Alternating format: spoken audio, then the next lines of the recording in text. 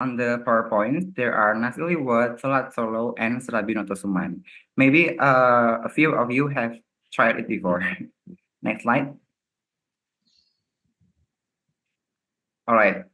If you're lucky enough, you can meet Batara Krishna train or Jala train right on the Slamet Riyadi Street. Jala train and Batara Krishna train are trains that traverse Slamet Riyadi Road and run alongside other vehicles such as motorcycles and car and bicycle and many others things. Okay. Discovering Surakarta in the afternoon. Right, thank you. Next slide. In the afternoon, we have art performance held at Mangkunegaran. Pura Mangkunegaran is the palace that serves as the residence for the kings and dukes of Mangkunegaran. The building is located on Ronggo Warsito Street, Banjarsari district. The complex is divided into three courtyards. The first courtyard is called Pamedan. The second courtyard, has a building called Pendopo Ageng, which is a Jogo-style pavilion with Japanese European architecture. This pavilion is often used as performance venue. Various performances are present at Pura Mangkunegaran, ranging from wayang to dance performance. If you visit Surakarta, watching a dance performance at Mangkunegaran is a must-visit destination. This dance performance at Pura Mangkunegaran holds every Wednesday from 9 a.m. to 12 a.m. noon. Next slide. All right. Previously in the fun fact of Surakarta, I mentioned about the Lokananta revitalization. The revitalization of Lokananta in Solo introduced 7 areas to explore, starting from the Lokananta Gallery, Lokananta Recording Studio, and Lokananta Lighthouse, Lokananta Circular Garden, Amphitheater Stage, F&B retail area, and creative retail area that non-F&B. Interestingly, this time Lokananta in Solo is not only a music tourism destination, but also a center of creativity for musicians, artists, and creative industry players. Moreover, it is not impossible for Lokananta revitalization to become a recording venue for international musicians in the future. As a creative space and center for talent development, it is expected that Lokananta in Solo can have a social impact, contribute to economic growth, and serve as a place for the preservation of Indonesian culture. Next slide.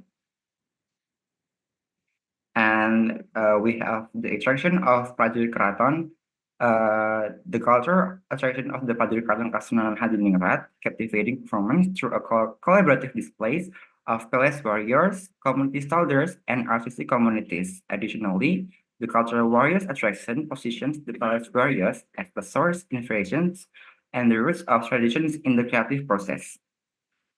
So this cultural attraction of the warriors is held openly and for the public with the aim of preserving the traditional heritage of the Surakarta Kasunanan Hadiningrat Palace warriors or Prajurit Keraton, which have been passed down through generation. This event regularly held every Saturday at 4 p.m. local time at the Kori Kamadungan of the Surakarta Hadiningrat Place, commonly known as Brigada, have their respective tasks according to their warrior groups. The palace warrior are divided into 7 rows of warriors, including the music brigada, whose task is to give signals or commands to start the battle. Additionally, there is the Tamtama brigada, whose duty is to serve as the front guard in ensuring the safety of the Sunan. This warrior performance or Prajurit Keraton performance, it is also serves for ASEAN Para Games 2022 STEM event. The stem was given to the Surakarta Palace warriors as a high tribute for their role in the past in safeguarding that defends the security of the kingdom. Apart from enhancing tourism appeal, the cultural attraction of the customers for the Surakarta Hadiningrat Palace warrior performance. The aims is to involve local business in the cultural preservation process. Okay, next slide. What about Surakarta in the evening? Next slide.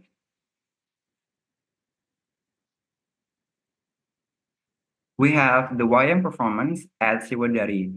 Maybe you guys not have been here or have been watched this before through social media or maybe live. So this performance is held at the Sriwadari Wayang Building, Wayang Orang, a combination of Western drama and Japanese wayang performance is present through live roles performed by individuals who are made up to resemble wayang character. The show takes place every Monday to Saturday, starting at 9:30 for visitors to connect with the richness of Japanese traditional art, enjoy the mesmerizing beauty of the show, and delve into the cultural heritage of Solo, and requires a ticket fee of 10,000 Indonesian rupiah. Okay, next slide. We have Solo Street Market. The Solo Street Art Market is not just an ordinary art exhibition, but also an art market held every Saturday night on Gatot Subroto Street or Gatsu Ngarsopuro. Initiated by the Solo East Solo community, this event has dual objectives, which are empowerment micro, small UMKM. This Solo Street Art Market takes every Saturday night from 9 p.m. to 11 p.m. local time at the Gatot Subroto Corridor. According to solopost.com, the event involves dozens of artists or young and professional creators in the city of Surakarta. Exclusively, they create art merchandise directly along the Gatot Subroto corridors or Gatsu. Some of the art merchandise includes products such as knit items, keychains, t-shirts, hats, painting, and more. Next slide. I have a resource person that put their perceptions to Surakarta. Next slide. I'll start with myself since I have my own perspective to Surakarta. In my perspective, the culture in Surakarta is incredibly rich and diverse. I greatly appreciate the importance of preserving Japanese cultural heritage that is still well maintained in the city, whether it's traditional dance, gamelan music, wayang, or traditional crafts. They all play a significant role in Solo's cultural identity. And moreover, I also observed that culture in Solo is constantly evolving and innovating in addition to preserving traditions. Solo has become a hub for artists and creative communities to rejuvenate art and culture with a more contemporary approach. Okay, next slide. I have a research person from Putri Solo 2023. Her name is Nadia Artamevia Ayu Karin. In her opinion, Surakarta is increasingly advancing and active at this time. It excels not only on its tourism and cultural aspects, but also in the growth of its economy and creative industry sectors. Surakarta has become one of the cities that emphasized its mission to be a creative city, providing space for its communities to empower themselves and create, especially for the local community.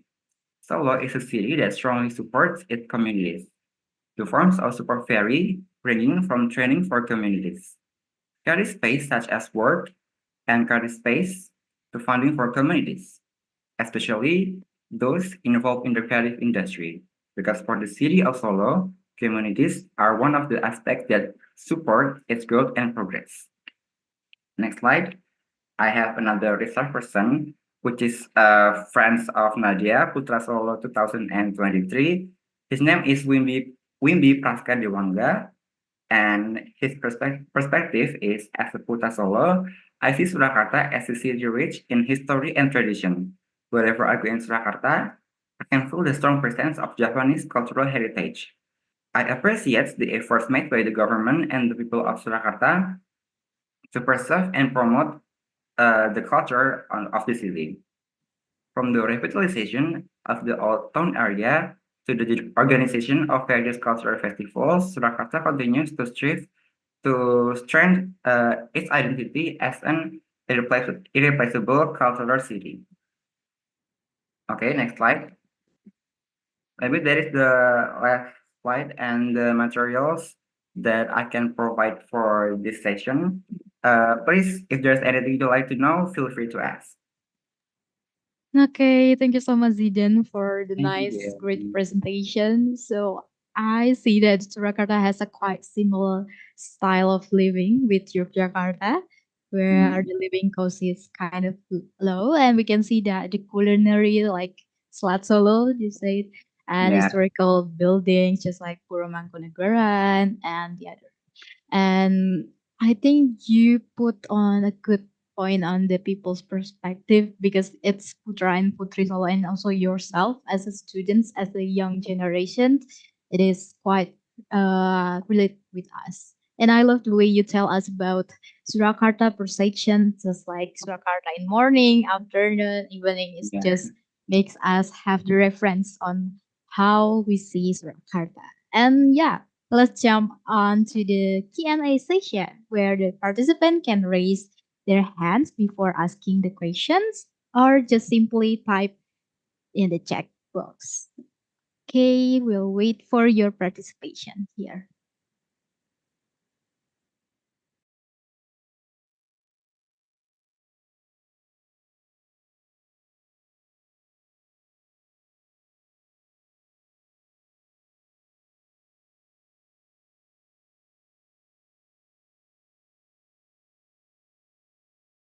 Okay, while waiting the others preparing their questions, I would like to ask several questions for Zidane. Maybe since Surakarta is historical city that carries thousand of culture, of course. How can you and the other young people, just like the Putra and Putri Solo, to embark to develop the continuity of the living history itself? All right. Thank you, Jan.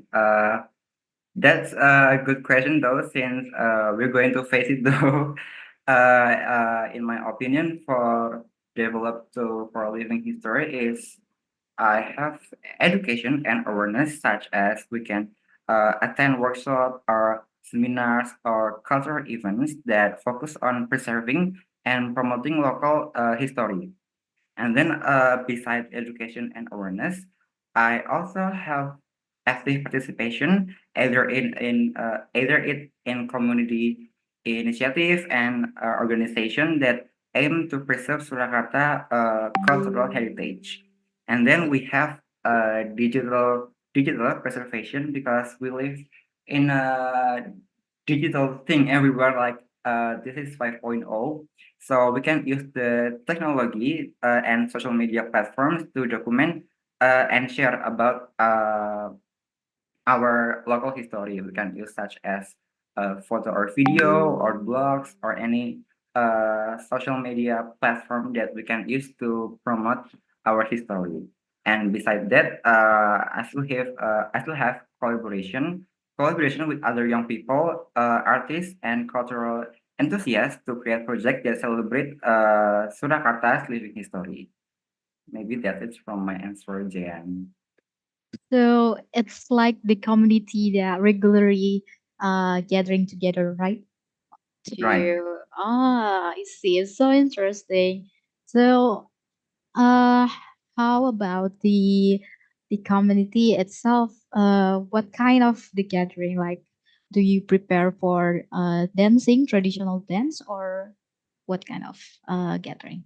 Oh yeah, maybe for the organization or community based on their hobbies. Like maybe I have hobbies in traditional dance, then I join a community or any organization that same as my hobby, which is traditional dance. So we can do our hobby, and also we can also promoting our local history and our culture.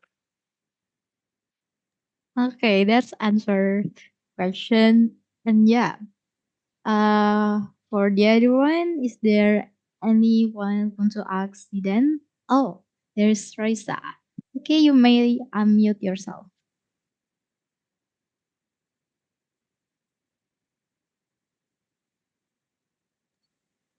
Oh,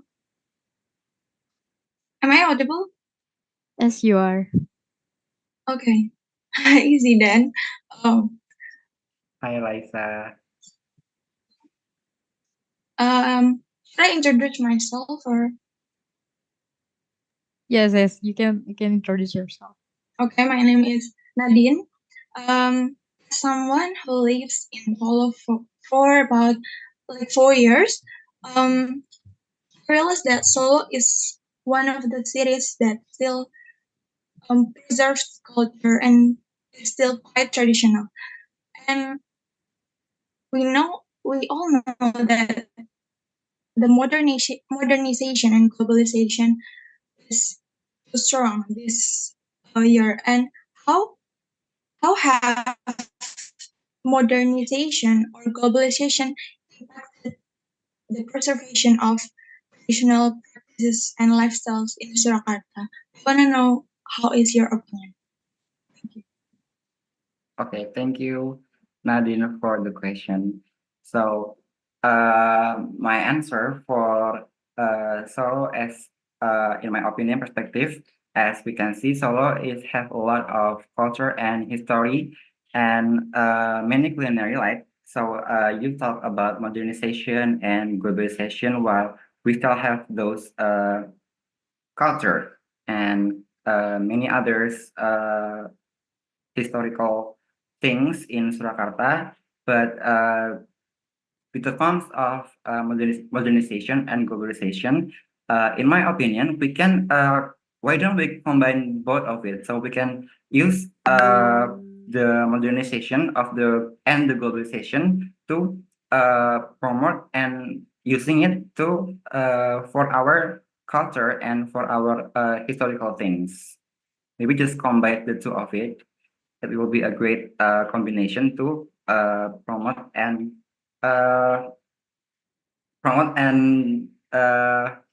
what is the promote and just do our hobby and promote the culture. Thank you, Nadine, for the question. Is it answering the question, Nadine? Yes. Thank you. Okay, thank you, Nadine. I guess that's all for the Q&A session since we still have another session to attend. And before that, thank you so much, Zidane, for sharing with us about Thank you, the Jen. cultural aspect of the Surakarta itself. We had so much insight from you, and we look forward for another collaboration. And we still, you may still in the Zoom until the end of the Okay, session. noted. Okay, so thank you everyone for the session. Well, let's go on to the next session. The next session will be from UGAMS 1, which is Beatrix, Ayasya, Ahmad, and also Anissa that will present the art of government preserving batik. Hi, UGAM 1, how are you? Hello, I'm feeling so excited and feeling Ah, great today. So, what about you, Jen? Wow, I'm very excited to hear all of the presentation today, especially for you guys since you bring batik, our culture. And yeah, it's very happy to have you guys here. And you ready right now? Yes, I'm very ready right now. Okay, you may start. The screen is yours. Okay, thank you, Jen, for the opportunity. So, I'm very excited to letting you guys know about delighted to present a highly topic related to our culture, which is how batik has become an integral part of our culture heritage. So before we talk about our materials today, it's important to us know the definition of the batik first. So what is batik meaning? Batik is a traditional Indonesian textile art, creating patterns of fabric using a wax resist dyeing technique. The word batik itself originates from Japanese amba meaning to write and titik meaning dot. So this is so important to you guys knowing this basic knowledge about batik and this craft holds deep cultural significance and is cherished as wearable art, often adorning clothing, accessories, and home decor. So, after we know about the definition of the batik, we are going to the next slide, please. Okay, this is the history one. The history of the batik. So, batik is the origins of batik can be traced back millennial. The diverse cultures spanning Asia, Africa, and the Middle East, yet its strongest association lies with Indonesia, particularly Java, boasting a rich cultural heritage. So to have arrived in Indonesia some 200 years ago, via trades from India and the Middle East, so batik seamlessly integrate into Indonesia culture, spawning distinct traditional styles and motifs. The term batik itself likely originates from Java roots, with its techniques flourishing during the Majapahit Empire, like 13th to 17th centuries, where it symbolized wealth and prestige, using both daily wear and ceremonial wear. And then batik itself is a process with the five process. The first one is design. So the pattern are drawn into fabric using a pencil, or we call it canting in Indonesia, a tool for applying wax. And then the second one is about wax application, which is hot wax cover areas to preserve the original colors, acting as a resist against dye. And then the third one, this is the important one, I think, because it is the dyeing. So fabric is submerged in dye baths, allowing dye to penetrate untreated areas, creating colorful pattern. And the fourth one is wax removal. So what is wax removal? So after we are drying the batik, wax is removed by boiling or ironing between absorbent paper layers. And then the fifth one or the last one is final touch. So additional treatments like washing the fabric appearance. That's the final touch of the batik process. And then batik patterns vary from traditional to contemporary design, inspired by nature, mythology, or cultural symbols. So they are very unique of batik. Well, rooted in Indonesia, batik is practiced worldwide with unique styles and methods found in countries like Malaysia, India, Sri Lanka, and Nigeria. And then the next slide, please, to talk about cultural heritage. So, over Indonesia history, you guys know about the definition and then about the history of batik. We are talking about the culture. Over Indonesia history, batik evolved through trade, cultural exchange, and the arrival of diverse ethnic groups. So, Dutch colonialism in the 19th century further involved its development, initially as a commodity for trade before gaining recognition as a revered art form. So now today, batik remains a vital component of Indonesia culture, with contemporary artists honoring tradition while pushing boundaries. Its global claim underscores its enduring allure, celebrated worldwide for its beauty and craftsmanship. I think that's all about the cultural heritage. And then the next slide will be presented by our friends Ahmad. So Ahmad, the time is yours.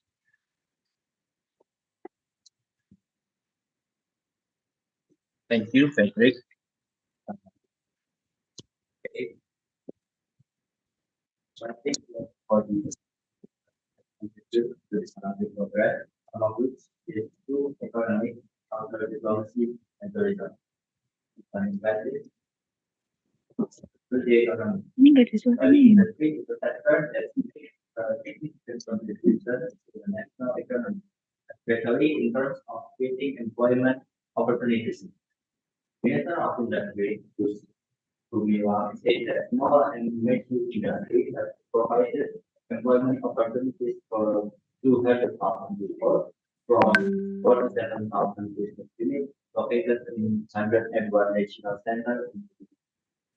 The Ministry of Industry notes that public export in 2020 reached about 532.7 million US dollars. And during the first quarter of 2021, it was able to reach 157.8 million US dollars. Next slide, please. Through the cultural diplomacy.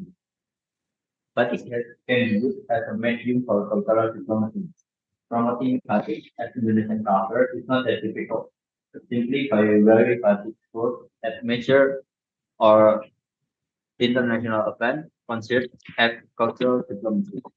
For example, like our President of the Republic Indonesia, Joko Widodo, who wore batik at 2022 G20 event and the 2023 ASEAN Summit, promoted Indonesian culture and become hot news in various international media. And by promoting batik to this day, can attract the attention of tourists to continue coming to Indonesia and be one way to develop tourism in Indonesia. As in the next slide. Next slide, please. Tourism. Batik businesses development is not only about selling batik clothes, but can be created into various types of products, starting from clothes, jacket, and many more. This is certainly can add value for the batik industry in Indonesia. And this is an opportunity to bring in more tourists and providing the experience of seeing and even trying to make batik directly. For example, like the Kiriloyo Batik Tourism Village in Bantul, Yogyakarta. There you can learn how to make batik from scratch. You will be taught how to make batik by batik craftsmen who are local people and will get souvenir in the form of batik on a small piece. Thank you. And the next slide will be presented by Ayesha.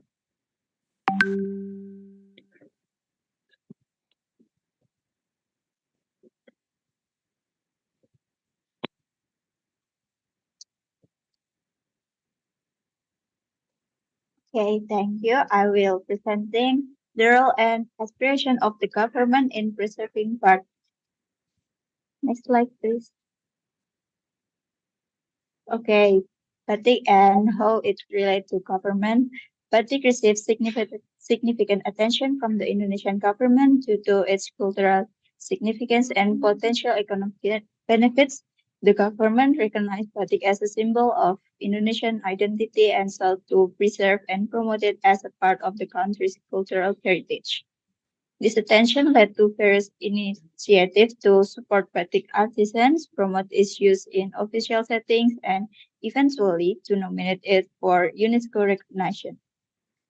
The government's involvement aimed to safeguard batik's traditional technique, ensure its continued relevance in modern society, and capitalize on its potential as a cultural export and tourist attraction. And in the next slide, how government efforts to promote batik as there's 5 steps, and the first step is batik exhibition. One of the government's efforts to preserve and promote batik is by holding regional, national, and international scale exhibition. Based on the experience of our informant, Mrs. Erwin, who is the chairperson of the Batik Artisan Community and owner of Bahana Batik, the Indonesian government often holds batik exhibition. Each ministry has held exhibition that can be attended by batik artisan and entrepreneurs. Additionally, the government also organized international scale exhibition. For example, last year in 2022, they held a batik and painting exhibition at the Art of Nature Contemporary Gallery in Hong Kong. The government held the exhibition to celebrate National Batik Day. According to Mrs. Erwin herself, this exhibition is very beneficial for promoting her business and expanding her network with buyers. At each exhibition, she can attract the attention of several buyers, and many end up continuing to buy batik from her store. So batik exhibition is very beneficial for entrepreneurs to promoting their company. Number two is copyright of batik according to the law. Batik is one of the heritage protected by the law as stated in law number 28 of 2014 concerning copyrights. This indicates that the government pays attention to batik as an Indonesian heritage. They also label Indonesian made batik products with the Batik Indonesia batik mark as a sign that indicates the identity and characteristic of batik made Indonesian batik made. The aim is to provide quality assurance for Indonesian batik, increase consumer confidence both domestically and internationally in the quality of Indonesian batik, preserve and protect Indonesian batik products legally from various threats in the field of intellectual property rights, and provide an identity for Indonesian batik so that people both domestically and internationally can easily recognize Indonesian batik products. Number three is international recognition. As I previously explained, UNESCO recognition of batik as Indonesian cultural heritage is one of the government efforts to protect and promote batik to the world. This recognition makes batik more known and recognized, becoming a symbol of Indonesian culture acknowledged internationally. This recognition can also increase the popularity and quality time in Indonesian batik. Additionally, interest and appreciation for batik will grow over time. The last is Batik Day. The celebration of Batik Day every October 2nd and the requirement for students in school to wear batik can increase public interest and knowledge about batik. And it's hoped that the sense of love and pride among the Indonesian people when wearing batik will grow because batik is a cultural heritage that needs to be preserved from generation to generation. That was the last slide of mine, and next slide will be presented by my friend Anissa.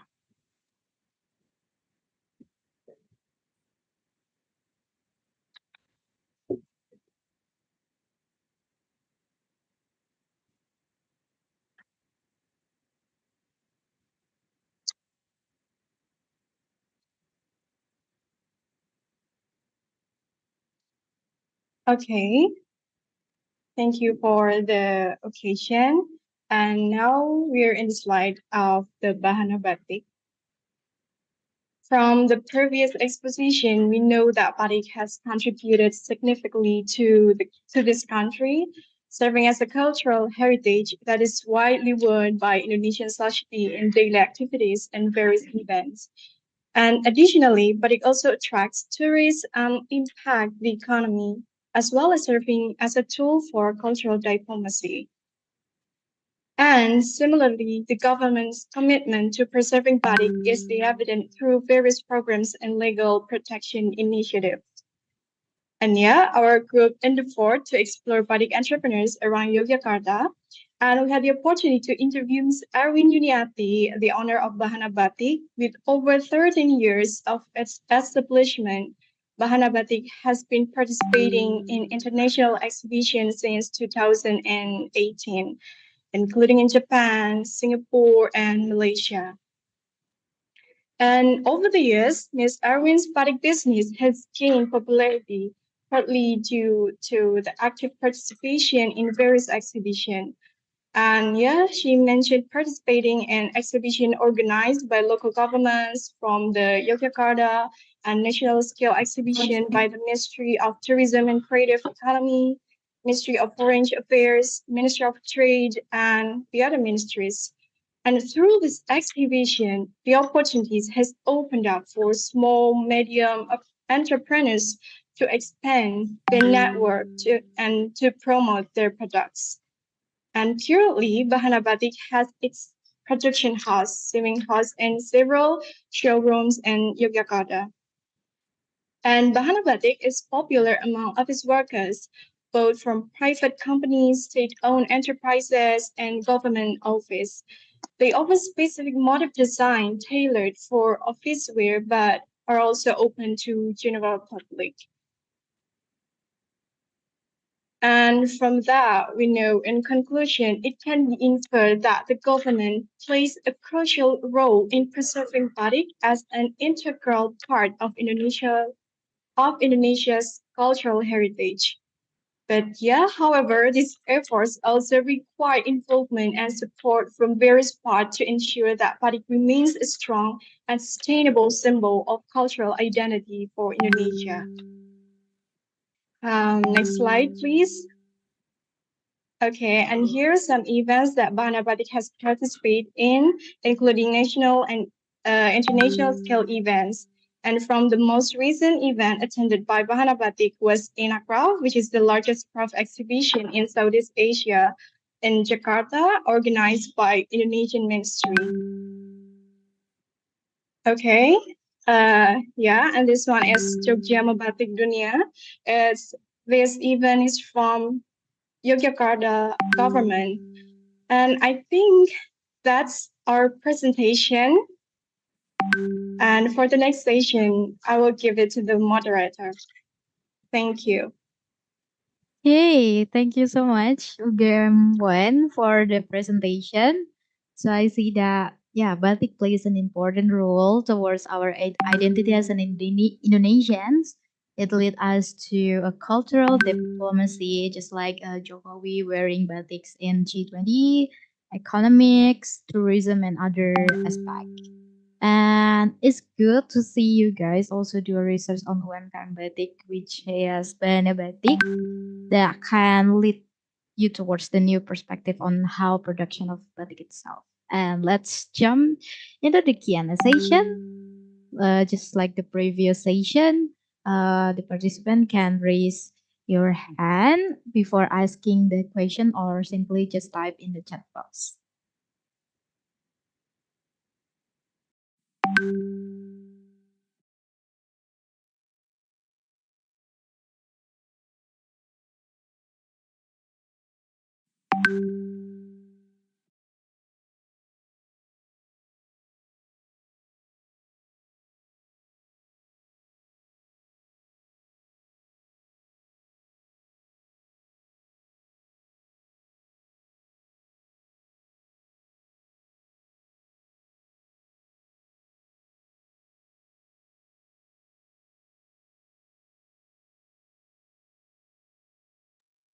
Okay, since the others still preparing their question, I will ask a question before Bahana Batik. It's about Bahana Batik. So we all know that Bahana Batik is already internationally known by people. And what are the struggles that Bahana Batik faced before being known by people? Okay, I will try to answer. For the challenge faced by Bahana Batik was that their business was still relatively early stage. The owner mentioned that Bahana Batik always strives to reach out to, but because not many people knew about them, about their products, not many companies accepted their design proposals. And yeah, however, Bahana Batik became active in participating in several exhibition events, which significantly helped promote their products.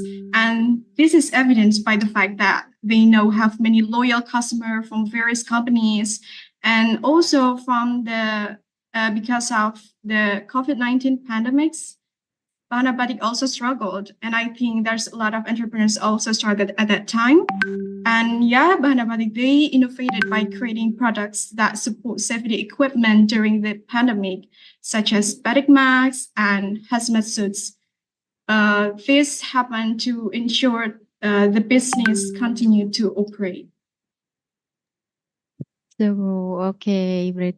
So it means that there's a lot of adaptations that Bahana Batik do before or during the pandemics. Yeah, I see there's a lot of UMKM do that also. And yeah, it's great answering the questions. And is there any question for the other participant? we still wait for your question, either in the chat box or just raise your hand and unmute yourself.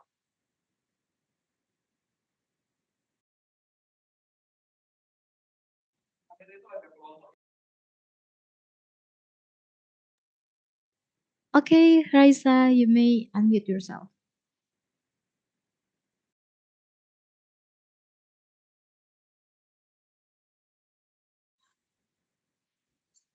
Am I audible?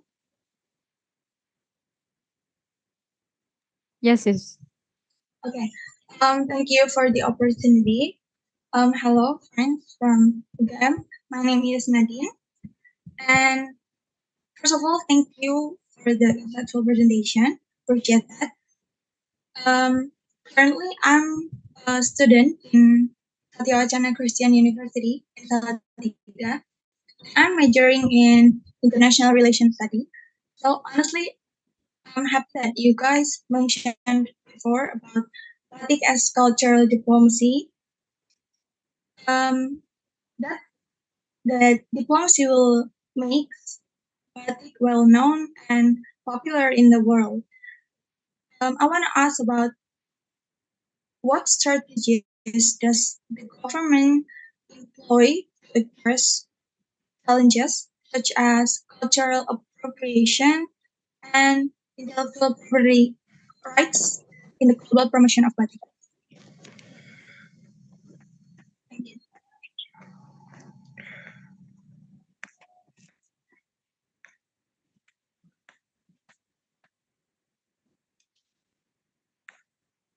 Okay, thank you for the question, but I'm sorry, I want us to just write the question in the chat box, please. Thank you.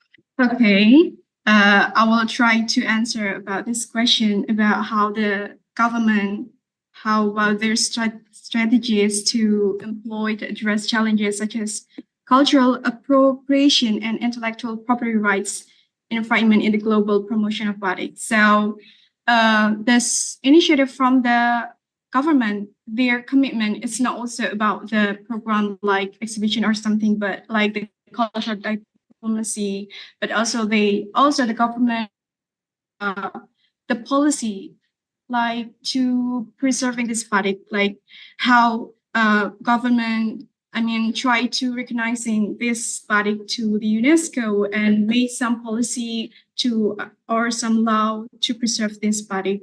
And I think this one is like the efficient strategies to make sure that batik is already safe or it's quietly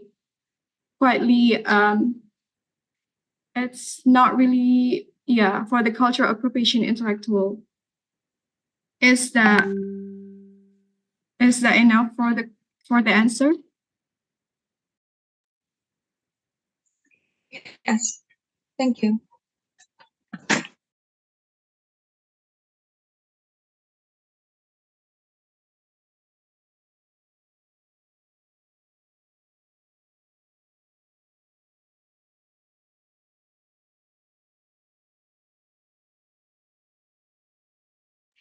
Okay, thank you, game one for the answer. And is it answering the question, Nadine? Okay, great.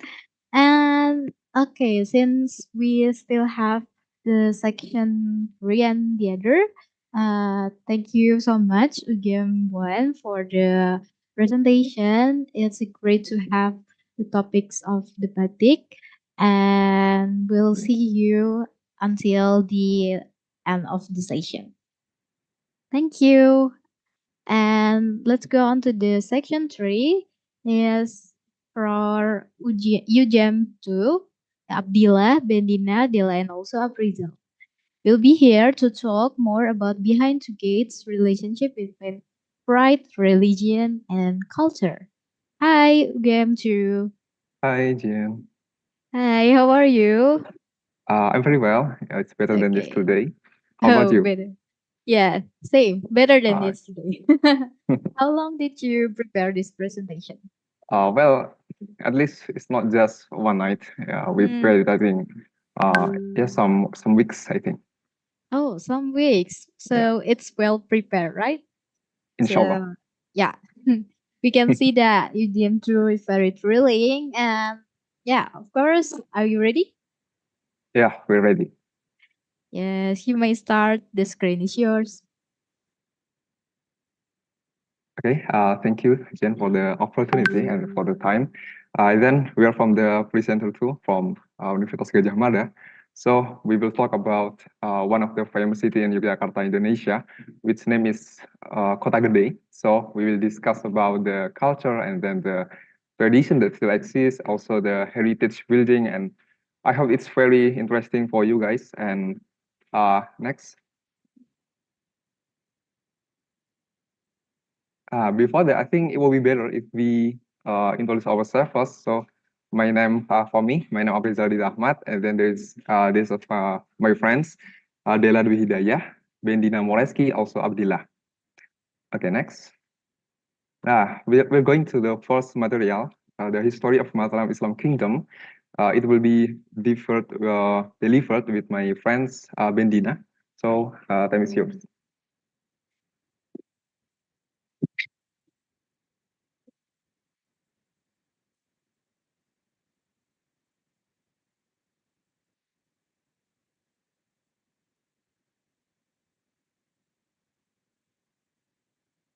So, hello guys. Am I audible to you? Okay, I hope so. So, if we're talking about Kota Gede, we have to talk about Mataram Islam also because maybe some of you already know that Kota Gede is the capital city of Mataram Islam Kingdom back then. So, yeah, let's we talk about the history of Mataram Islam Kingdom. Next slide, please. So, this is the timeline that I've made to telling you about the development of Mataram Islam Kingdom until the downfall. So Mataram Islam Kingdom is an Islamic kingdom in Java Island, founded in 15th century, and it was one of the biggest Islamic kingdom in Java Island. And it was established from a plot of land in form of the forest gifted by the Pajang kingdom to Ki Ageng Pemanahan as a form of service to Ki Ageng Pemanahan. Then Ki Ageng Pemanahan chopped the forest and made a new kingdom called Mataram Islam Kingdom. And after his death, Mataram Islam Kingdom was led by his son Sutawijaya, who successfully expanded the area of the Mataram Islam Kingdom, including until the Pajang Kingdom. So beside the glory, Mataram Islam Kingdom also has a cruel backstory back then. So yeah, which is the conquest of the predecessor's kingdom. because basically Mataram Islam Kingdom was built in Pajang's land. And the peak of glory of the Mataram Islam Kingdom was when Sultan Agung Hadi Hanyokrokusumo led the kingdom. The Mataram Islam Kingdom succeeded, conquering half of the Java Island and become the relatively strong opponent for the VOC, or the Netherlands organization, who led Indonesia for several years. But unfortunately, Sultan Agung could not take over the Batavia from the VOC. But don't worry, because in the future, Raden Fatah can do it successfully. And in the economic field, Sultan Agung also prohibited VOC from trading around the South Sea. So Sultan Agung wanted to develop the local wisdom and the local economics by the local itself. And Mataram Islam Kingdom's downfall was right after the Sultan Agung's death, and her son Amangkurat I ascended the throne. So Amangkurat I is really different from his father, because Amangkurat I got a lot of agreement with VOC and made many people from his kingdom dislike him.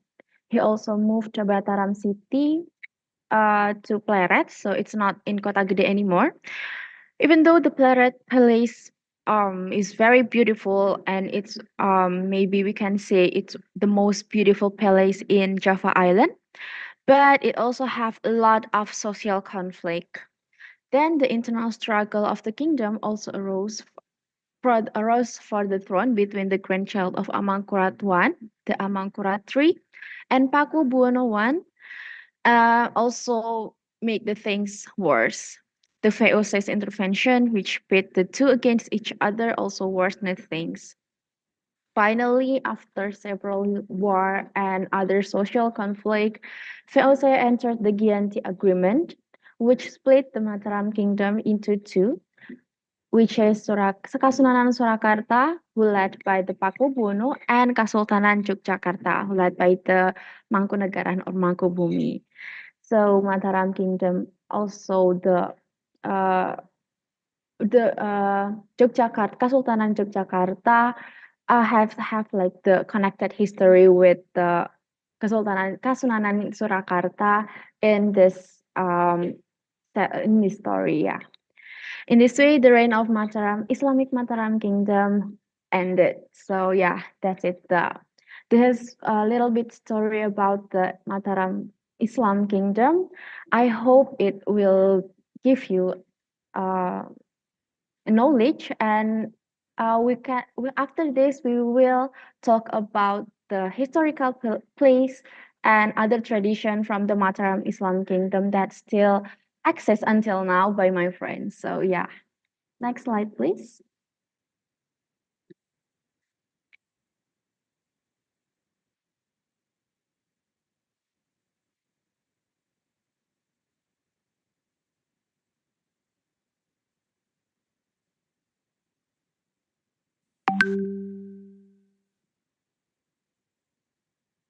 Hello, it's my voice here. Okay, I want to explain about the historical place in Kota Gede. So actually, there are so many historical buildings in Kota Gede, but we only take three buildings, which are Kota Gede Mosque, Kota Gede Legi Market, um, and Kota Gede King's Home Complex. Okay, next slide. Okay, let's go to the first building, which is the Great Mosque of Mataram. Kota Gede Mosque, or commonly known as Mataram Mosque, is the oldest mosque in Yogyakarta and a real witness of the development of Islam in Yogyakarta, especially in Java. Mataram Mosque was built in 1578 and complete in 1587 during the era of Panembahan Senapati, which involved many people who were still practicing Hinduism and Buddhism at the time. When the construction of this mosque was carried out, there was an interesting thing that Muslims built the main part of the mosque building, and the Hindu build the fanes of the mosque. This can be seen from the shape of the temple-shaped gate that surrounds the mosque area. Okay.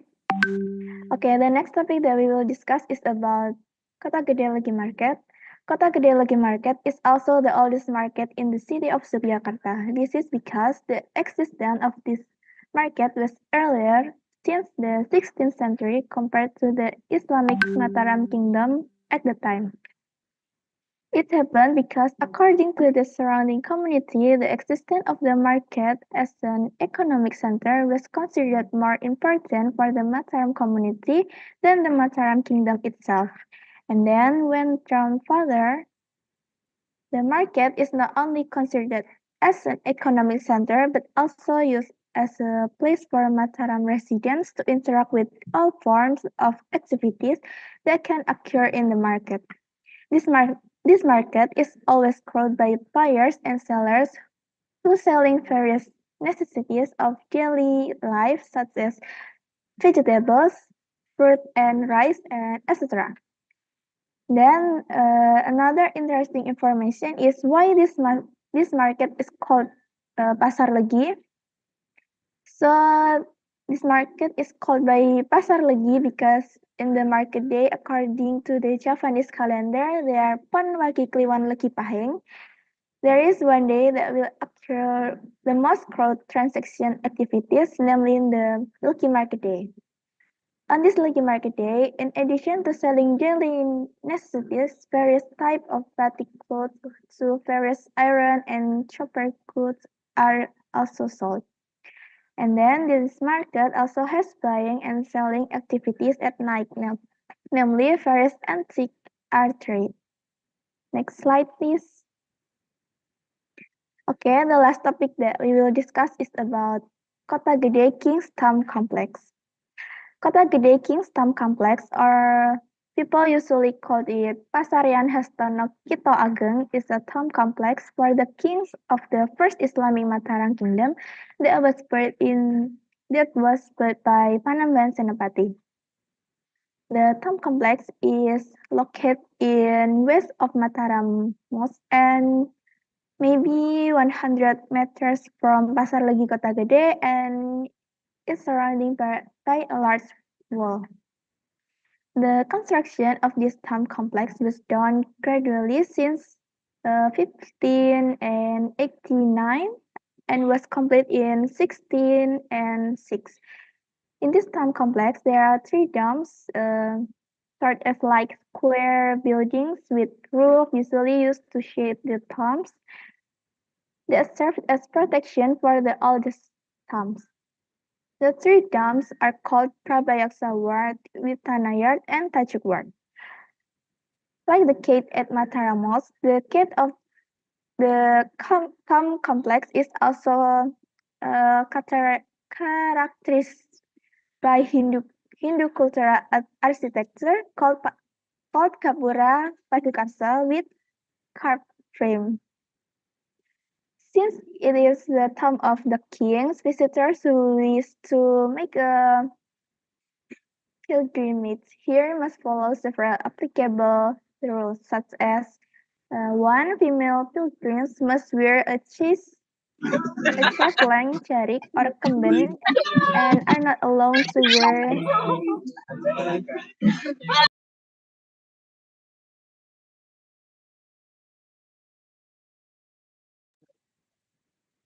udah.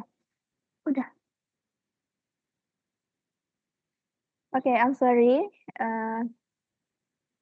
Okay, and then the male pilgrims must also wear a charik or top in the form of peranakan clothing.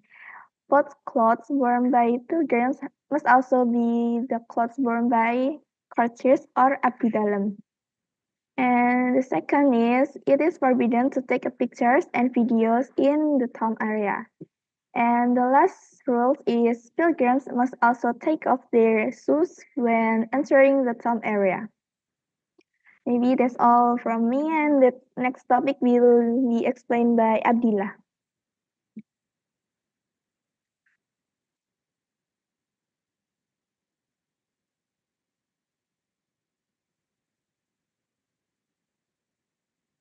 Okay. Um,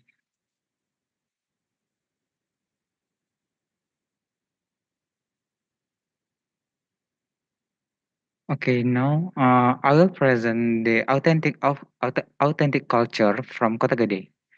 First, the typical Kota Gede food is the traditional food from Kota Gede is kipo. Especially in this kipo, food has sweet taste and crunchy. This kipo made from the main ingredients of the coconut sticky rice and brown sugar. As for the other addition of pandan leaves to send it, this kipo cakes is chick shaped and the small cells. Kipo is cooked by baking.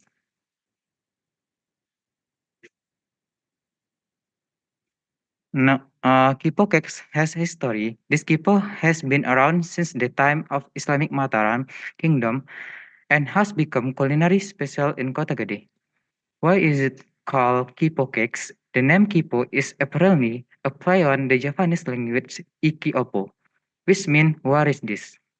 The next, I will explain the Kota Gede silver craft. Kota Gede silver craft have existed since the 16th century of Islamic Mataram Kingdom, namely during the reign of Panembahan Senopati, who had the interest in gold and silver jewelry, then ordered the servant to craft them. Kota Gede is famous for its silver craft. Various types of silver craft are available in Kota Gede, ranging from the household furniture, ornaments to jewelry. Several crafts in Kota Gede have their own characteristic and their maintenance quality of many people are interested in buying them. The method of making silver craft in Kota Gede has been passed from the generation to generation. The characteristics of making in Kota Gede in casting technique. Okay, the materials for making silver craft are silver, copper, solder, alum, rockford, and jagung. As for equipment, there is cowie, melting bowl, melting furnace, hammer, spinning wheel, soldering iron, pumps, kisser, press machine, and pillars. The next is a cultural festival in Kota Gede. The cultural festival in Kota Gede was originally held in 1999 with the aim of increasing tourism in Kota Gede, developing arts and culture, and aiming to preserve existing culture. The development of arts and culture in Kota Gede aims to increase tourism in Kota Gede. This is because Kota Gede has enormous potential of arts, culture, and historical tourism. There are so many released in Kota Gede such as Mataram Royal Complex and also building they have existed since the 16th century, such as the Kota Gede Grand Mouse, the Mataram Royal Palace, called Kedaton Mataram, many more. The series of events at the Festival Kota Gede Culture includes the Cultural Carnival, art performance, seminars, Mataram Gamelan Parade, bazaar exhibition for each region and other. Next presentation will be continued uh, by Appraisal.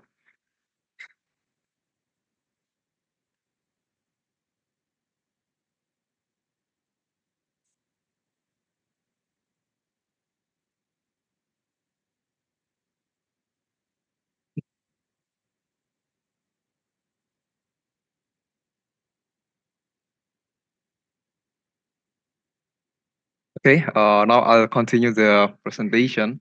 So, besides the historical painting and then the authentic culture, like what have mentioned my friend before, there is also one tradition that still exists until now in the Kota Gede.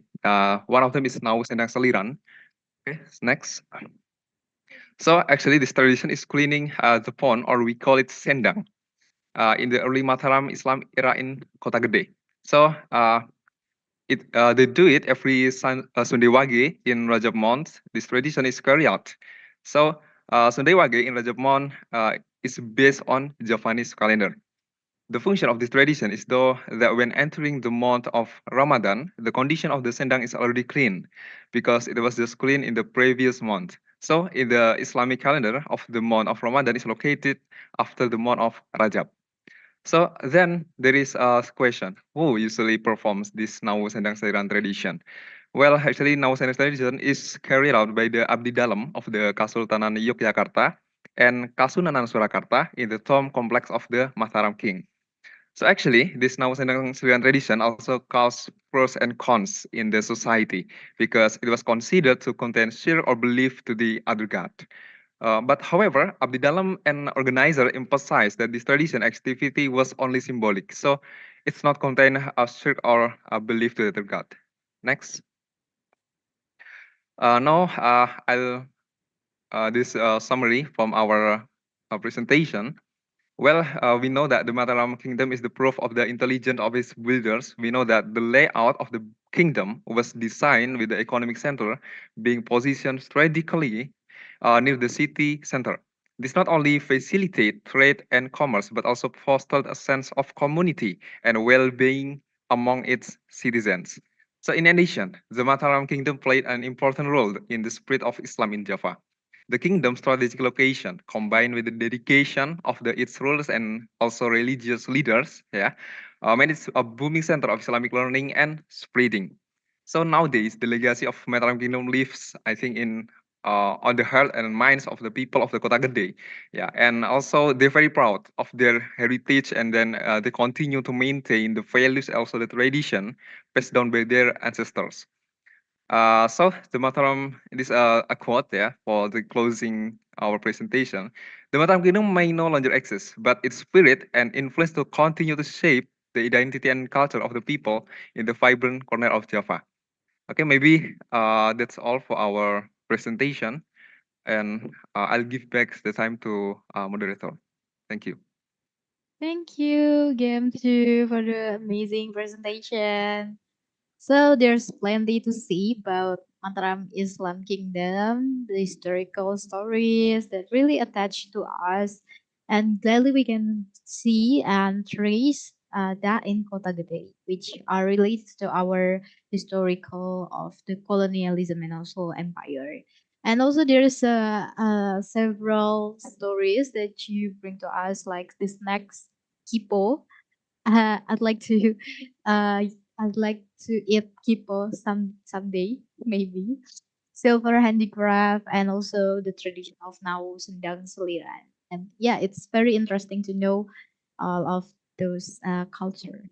And let's jump into the Q&A session where the participant, just like the previous session, can raise their hands before asking the question and simply, or you can simply just type in the chat box. And it's a reminder, if there is a technical problem, please just tap in the chat box and we will directly help you. Oh yeah, the question could be in Indonesian or in English. So it's open question.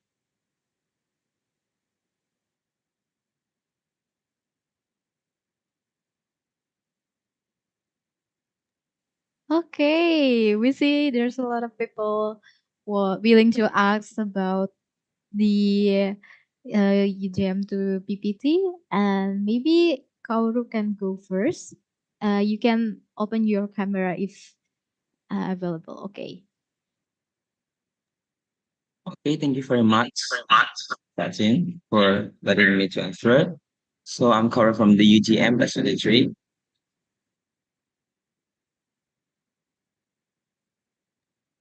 So I want to ask actually about this. These days, we have a lot of foreigners going to the monument, right? I just want to ask a very simple question. Do you think the use of historical buildings as tourist monuments is appropriate without depriving them of their cultural and religion value? And if so, how can they maintain the value? I will send this to chat box to issue guys. Thank you. Okay. I think if I'm not mistaken, the question is how to maintain and is the government what the government do to the historical building to make it as the tourism spot is appropriate. Is it right? Okay, I will try to answer it. Yes, I think definitely it was the right way to preserve our culture because one day I have met one of the what's it called like the people from the Kota Gede who have preserved the building also from the Kota Gede named in this house named Pak Nono. So he kept the in this house.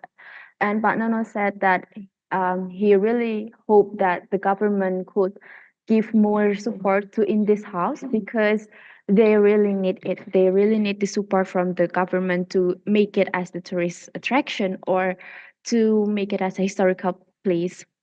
And I think with what the government do to this historical buildings to make it as a tourist monuments and tourist attraction, it can also make the buildings come to their original things to do, right? Because why we should keep the buildings abandoned if we can do something with that building? And yeah, and how to maintain the value because we in a digital era, and if you for your information, guys, so Kota Gede also have their social media named Live in Kota Gede. They archive their all of their documentation of the events there, and maybe you can check it sometimes. And yeah, how to maintain the value from this building and to Kota Gede itself. One of the way is with the digitalization for the documentation of all of the events. And I think that's all that I can answer. I hope it's answering your question, Kauru. Thank you for asking us.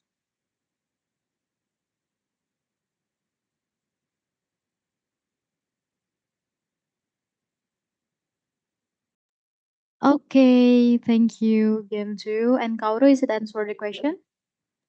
Yeah, it's answered. Thank you very much, Chris Mendina, for delivering a very good answer. Okay. So we'll open for the next questions, which from the chat box. It's coming from Dian Fitri. So she's curious about which part of the cultural festival in Kota Gede has become the most favorite part of for people to attend. So Ijem 2, you may answer the question. Okay, for the festival, the cultural festival in Kota Gede has become the most. Okay, so actually, usually in the cultural festival of Kota Gede, in Kota Gede, there will be like a parade. Yeah, so people will dress up and make some like a statue, and they will walk from the in the street of Kota Gede until usually from the um, Mataram Mosque until the what is it called the office of Kota Gede. And yeah, and I think it's one of what people usually want to see. And the other festival that maybe interests you also, guys, is Pasar Pasan, and it's still ongoing. So Pasar Pasan is the festival during the Ramadan. They usually sell like the food and beverage for iftar, and yeah, you can shopping the food, beverage, and other things like the art and yeah, the arts and something like that. And the upcoming events is in I think in the 8th of March. There will be like the festival, Takbiran Festival, if we usually call it. So the youth and the child will dress up and to celebrate the welcoming of the Eid al-Fitr. So yeah, so maybe that festival may interest you to come there, and we will so welcome you to Kota Gede. That's it. I hope that answers the question. Thank you. Okay, hopefully, yeah, the question is answered. And last question is coming from Anindya Sakar. You may unmute yourself or open your camera.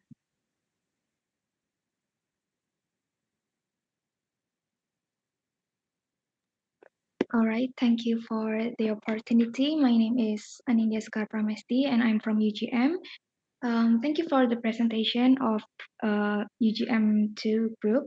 And I want to ask about what do we can see inside the development of the Kota Gede's cultures in nowadays in this era in attracting youth generation, and what can you imagine or maybe you can give your opinion about its popularity. Thank Yeah, you. Amindro. Okay, thank you very much for the question, Anin. So, what can we do to wait? What do we see inside the development of the Kota Gede cultures in 21st century, and what can you imagine about its popularity? Okay, so I think Kota Gede will still be Kota Gede, of course, and it will still preserve their culture because what I can see, the Kota Gede peoples is very proud of their history and of their culture, and the historical building will always be accessed as a tourist attraction, and I hope we as the youth can also um, supporting them to preserve more. Maybe, yeah, that's it. And maybe my friends want to add something. Yeah.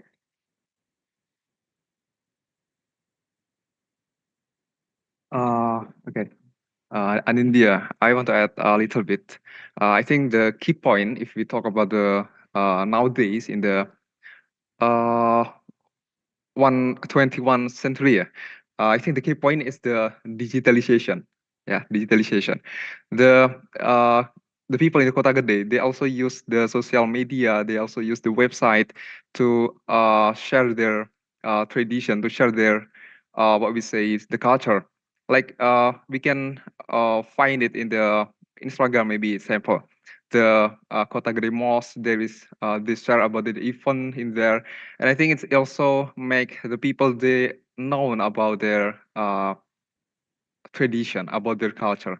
I think that I just want to add, yeah, adding that point.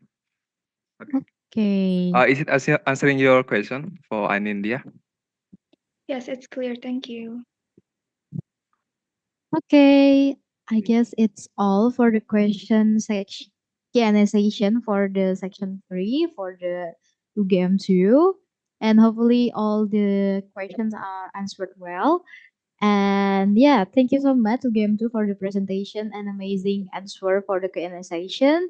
We'll wait for another collaboration and we still hope that you're still here until the end of the session. Thank you. And Thank you, Jen. going to the next session, we want to welcome UGM 3, Dini, Hanafi, and also Hanom. They will bring us preserving our roots, the role of education and local language revitalization. Hi, UGM 3. Hello, Jen. How are you? I'm good. What about you, Jen? I'm good also. And did you find any difficulty while doing the research to make PPT? Not really. The difficulty is we kind of difficult to find a community about local Mm, language, but uh, now we found it the community. okay, so it's already solved, yeah? Yeah. Okay. Since it is already solved, it's already well prepared. We can see that the PPT is already here. And are you ready to present the PPT? Ready? Okay, yes, you may start. The screen is yours. Okay. Thank you, moderator Jen, for the opportunity and the time. All right. Hello, everyone. So we are from UGM Group 3.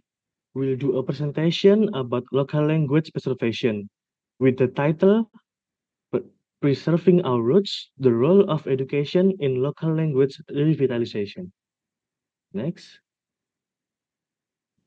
Okay, but first, let me introduce myself. My name is Hanafi Rafsanjani from Applied English 23. On this occasion, I am not alone because I will also be accompanied by my two friends, Hanum and Dini, who will also deliver this material. They will show up later. Next. Okay, slide. The first slide is what is local language preservation? The first point is local language preservation is the name given to all efforts to prevent languages from becoming forgotten. In other words, dead. Point number 2 is local languages are the languages spoken by specific group of people in a particular region or community. They are often different from the official or dominant languages of country or area. The point number 3, local languages are part of the cultural heritage and identity of the people who spoke them. They also contain valuable knowledge and information that may not be available in other languages. Come to the next slide. In the second slide, I'm gonna say about why is local languages preservation important. There are 4 reasons of why local language preservation is important. Reason number 1 is it helps to maintain the linguistic and cultural diversity of the world, which is a source of richness and creativity for humanity. The reason number 2 is it respects the right and dignity of the speaker of local languages, who should be able to express themselves and access information in their own languages. Reason number 3, it preserves the wisdom and tradition of the ancestors who have passed down their languages through generation by generation. Reason number 4, it contributes to the development and innovation of the speaker of local language who can use their languages to learn, communicate, and solve the problem. Next slide. Next slide is the goal of local language preservation. The goal of local language preservation is to protect and maintain languages that are spoken within specific communities or regions. This preservation effort aims to ensure that these languages continue to be spoken, understood, and passed down through generations. Despite the pressure of globalization, cultural assimilation, and language shift. Okay, that's all from me. The next slide will be presented by my friend Hanum.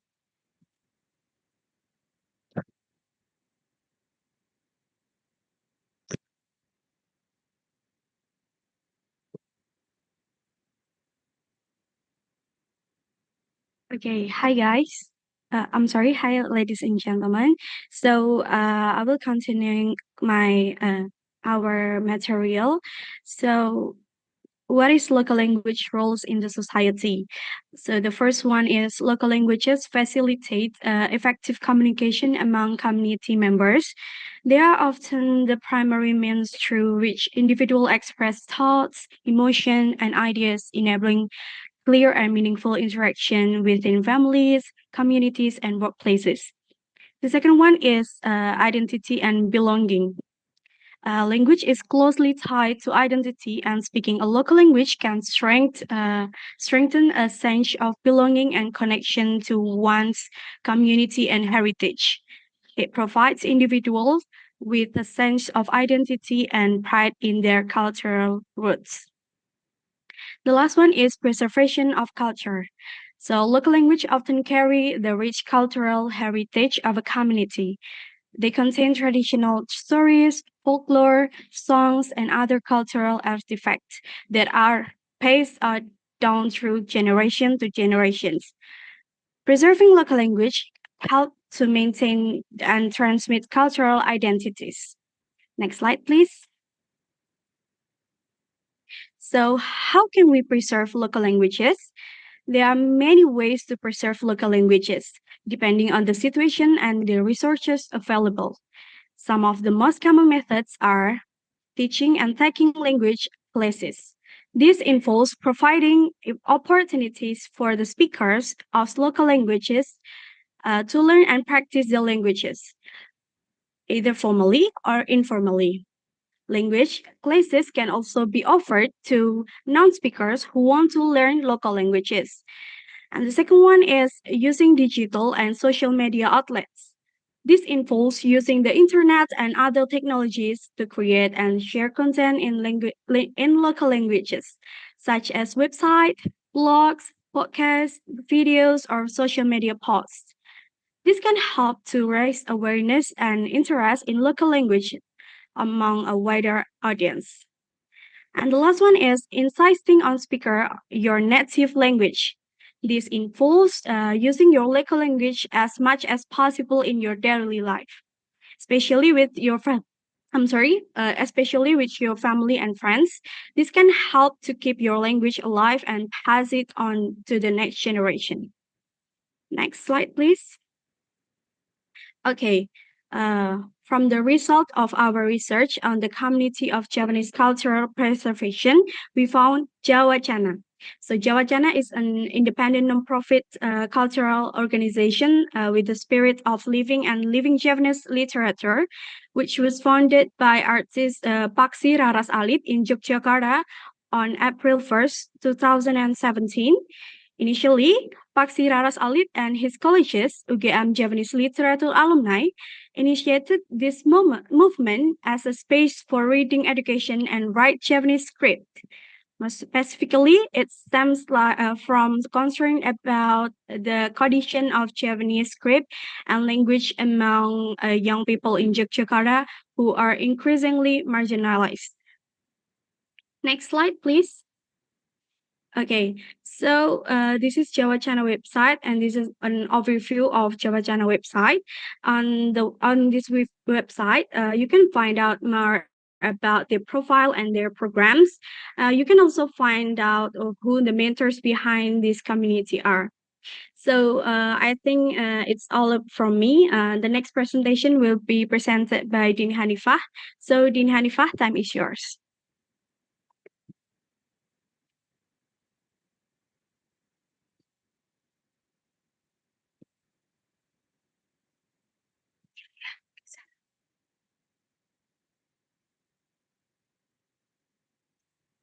Okay, hello everyone. Okay, next, I will tell you about the programs of the Jawacana community. The first program in a Hana Caraka writing class, and if it's your first time to hear the word Hana Caraka, is the Japanese script.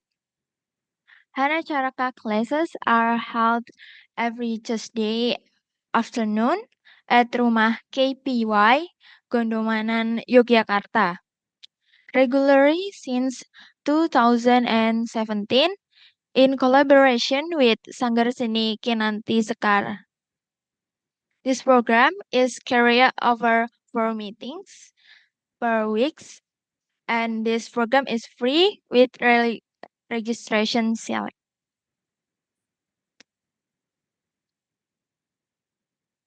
Okay, then secondly, besides offline classes, they also provide online classes to learn to write Hana Caraka. Hana Caraka online class is a new program for learning to read and write Javanese script through an online class platform which is held every Wednesday and Friday evening. This program opens registration every period and holds 4 online per batch meetings. But the difference is that this class is paid. Every student only need to pay 1,050 sorry, 150,000 rupiah to be able to take their classes. The benefit that student will get include is trained by expert and will get certificates and also learning models. Okay, last but not least, they also have a cultural workshop and discussion program called BRO.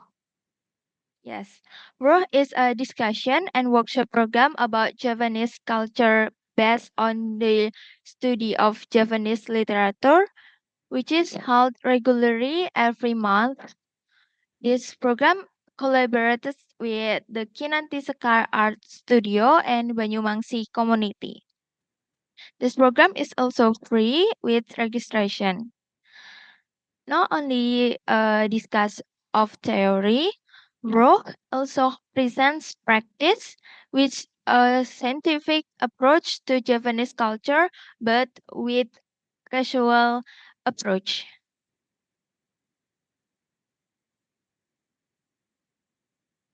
Okay, maybe this the last one, the conclusion from our research. Local language preservation refers to initiative to protect languages spoken within specific communities or regions from extinction. These languages are essential to cultural heritage because they hold unique information and serve as symbols of individual and communal identity. Uh, okay, that's all from us, Group 3. Thank you for your attention. And if you have any question or curious about the preservation of the Javanese language and Javanese script, especially in Jogja, we can discuss it here. Thank you. Okay, thank you, Game 3, for the amazing presentation again. We're very thank you for your presentation. And I see that there's a lot of things that we can find about language preservation, just like Jawa Chana do, Jawa Chana community. They do the online class, the cultural discussion forum, the RU. Oh my God, how is it? How's to pronounce RU? It's quite interesting. And it is essential for us to preserving the local language, especially for the cultural heritage. Okay, next jump into the Q&A session. Just like the just like before, participants can raise their hands and uh, just unmute yourself and you can ask the question or simply just type in the chat box. Okay, there's two people here that are willing to ask. Maybe I would like to ask Alaika Arsya first.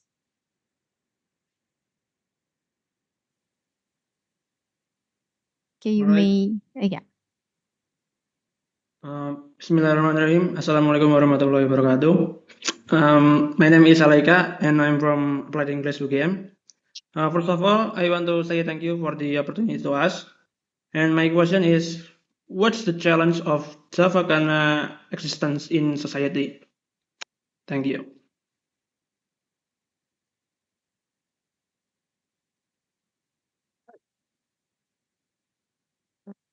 Okay, I'm sorry, Kaoru. What's your question? Because I'm not hearing it clearly.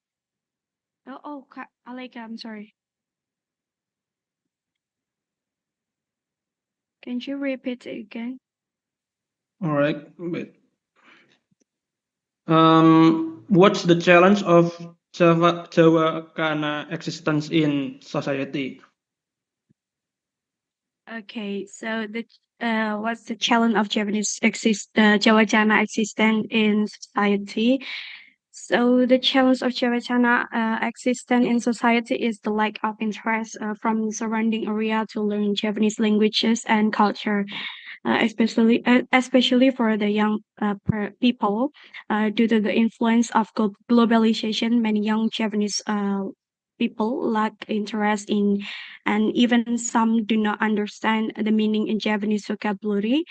So this result is in Javachana as a Japanese cultural community having its own challenges for its existence among young people. So we can say that the challenge for Javachana existence is the globalization that in surrounding people with especially for the young Japanese people. Is it clear, Aleka? All right, got it. Thank you. Okay. Okay, next question. It's coming from Kaoru. You may unmute yourself. Okay, thank you very much for giving me a chance to answer, to give a question, sorry. So, yeah, nowadays, many young people, especially the G generations, are starting to unimportant Japanese and even don't know the language at all, right? And yeah, so my question is actually, what do you think is the internal and external factors of this phenomenon? We already know about the globalizations, but I want to go detailed to deep more inside. So what's actually the internal and the external factors of this phenomenon to be happen? And then you guys, as a student, as a linguistic students, what you can do to stop or fix this phenomenon. Thank you very much. Okay, thank you, Kaoru, for the question.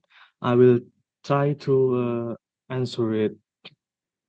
Yeah, like we know today, the decline of the importance of Japanese language among young people, particularly the the Gen Z generation, can be attributed to both internal and external factors. The internal one, I would say it could be due to lack of emphasis on cultural heritage within families and communities, as well as the perception that proficiency in Japanese might not be essential for career success or social advancement. And the external reason is factors such as globalization, urbanization, and the dominance of mainstream media in languages like Indonesian or English might also contribute to the erosion of Japanese language and culture. And next, your question is about as a linguistic student, there are several actions that we can take to address this phenomenon. Like the first one is to promote awareness, raise the awareness among young people about the importance of preserving and valuing their linguistic and cultural heritage, including the Japanese language, like we just say. And then I think we can also use the digital media, utilize digital platforms such as social media, websites, and mobile apps to create and disseminate educational resources and material for learning Japanese language and culture. That's it.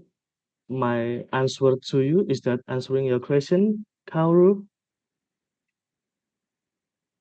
Yes, yes, yes. Thank you very much. Okay.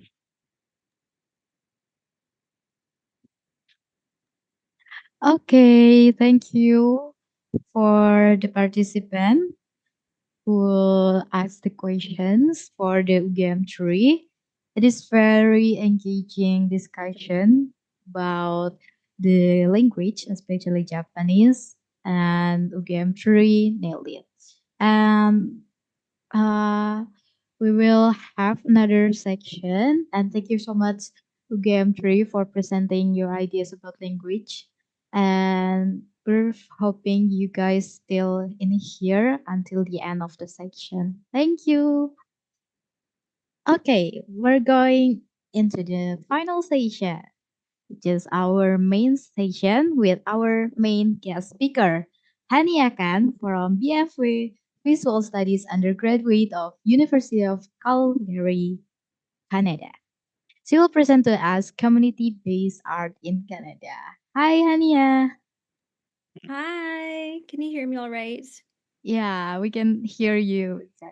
And Awesome. Yeah, we're very thankful for your presence here since you have several things to do before the webinar, and we're very glad that you came here. No worries at all. I'm so honored to be part of your talk today. Like, I was very surprised, and everyone did such a great job. Yeah. So I'm quite honored to be here today. Yeah, thank Thank you. you. Yeah. So yeah, since it's already the final session and we're all here, can wait to hear your experiences on the visual art. Are you ready to present? Yes. Thank Okay, you. you may start. Screen is yours. Amazing. So I'm a community-based artist in Canada, and I'm situated in Calgary, Alberta, Canada. And my name is Hania Khan, and I'm a visual artist. And I'm currently in my last semester at U of C. And I just wanted to share with you a little bit about my personal art practice and how I continue like a community-based approach in my work. Next slide, please. So I'm a Pakistani Canadian artist. So I grew up in North America. I was born in the States and then I moved to Canada when I was about 6. But I am Pakistani, so that is my ethnic identity. And so in my work, I talk about the ideas of community, migration, and my ethnic identity. And so these ideas are extremely important to my practice because they bring a sense of connection, but also this idea of resilience. And so I recently actually came to Singapore to study and visited UGM in Indonesia when I visited. And so I think regardless of where I'm from, I can create these connections and have this sense of resiliency because of my experiences. And so within my work, I love to celebrate these ideas. And so I come from a place that is quite mosaic. We're not a melting pot of different identities, but rather have our own little pockets in our community. And so having our own ethnic identity is really important because that's the only way we can preserve it. So I still speak my own language. I still wear my Pakistani clothes whenever I go see my friends. And so, like, this is a way that I preserve my ethnic identity in a place that's foreign to me. And so, these are some ideas that actually speak to my personal practice and how I preserve my cultural heritage. Next slide, please. So I want to talk about two parts of my practice. My first practice is very personal to me and how I like to demonstrate my work in the global sphere. And then I have a second part where I actually go out in my community and do workshops. And so in my first approach, I'm looking at highlighting underrepresented voices. So the image here on the left is Abida Perveen. She's a Sufist singer and Pakistani singer, and she preserves our ethnic identity through singing in Urdu. And so I thought language, imagery, and textiles have been an important part of my practice. And so that's why I like to emphasize those in my work. But I also really appreciate craftsmanship. And so that's also what I also look at in my work. In my external practice, I lead workshops in printmaking. I'm a printmaking and textile artist. And so this is an image from one of my printmaking workshops I did at Arts Commons, which is an organization I work with. And so I'm exploring these ideas of resilience, migration, but also how to use textiles in work, how to use my ethnic textiles in their work and how to implement them in the classroom. And so although they're different, these ideas of expression can be introduced in your community as well. And that's how I approach my community work. Next slide. So my first work when I started printmaking was this kurti that I printed, which is a traditional Pakistani shirt. And so although it was old, on the right-hand side, you can see an image of me stitching around the holes in my shirt. And so A lot of this embroidered shirt has taken a long time to create, but it was very quickly damaged. And so that kind of represents my relationship with my ethnic identity. When I was growing up, I felt like I needed to assimilate into my Western culture, but um, connecting back to this piece, we can see there's this idea of community that I've neglected.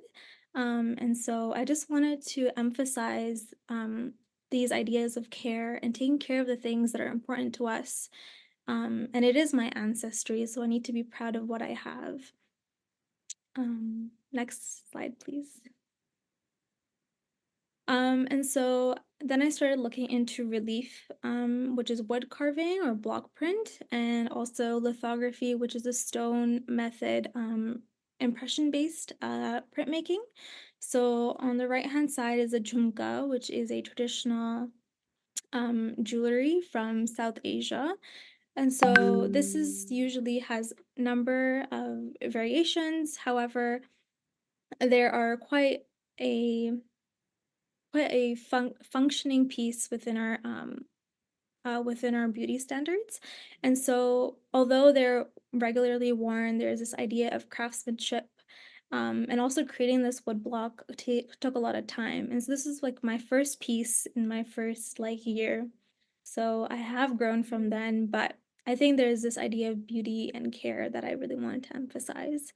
And so because I live in this Western society, a lot of people don't even know what a jhumka is. So I needed to use a symbol of beauty to show that there are different modes of beauty within other cultures as well. The second piece I have is a stone lithography piece, and I'm presenting a ethnic and tribal textile image called Sindhi Ajrak. Ajrak is made using a block print pattern. So we're carving out blocks and we're impressioning them onto the textile piece. And so this is part of my personal ethnic identity. Because I come from the state called Sindh, and this is what they usually wear. And so I was just interested in the way that Ajrak is actually produced. We are using a very typical way of printmaking to create something very beautiful. And so we're unveiling the ways in which printmaking is used in other parts of the world. Next slide, please. So in my bigger images or bigger works that I've made, I've used community as a way to preserve and celebrate my ethnic identity through creating this community collage. And so I collected several fabrics from different families, from Pakistani, Indian, Bangladeshi, Sri Lanka, anyone from the South Asian diaspora, to contribute to this piece. And so I created this like collage of this is how our city looks like.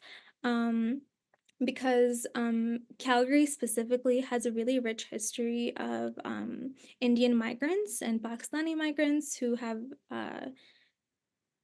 given a lot of their time and labor resources towards our train systems, our and even like just the general public. And so as you can see, there's different textile patterns. So there's Sindhi Ajrak that we talked about earlier. There's Lucknow Banarsi, there's Chundri, there's mirror work, there's block print. And so these are all the ways that textiles can be used to show identity. And so I presented this work at Contemporary Calgary, which is a museum in Calgary. And so this was the first time many people had even seen South Asian textiles used in this way.